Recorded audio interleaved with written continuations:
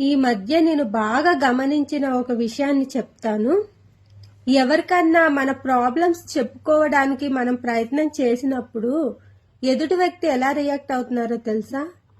అవునా, same problem అబ్బా, same, నువ్వెలా సఫర్ అవుతున్నావో మేము కూడా అలాగే సఫర్ అవుతున్నాం.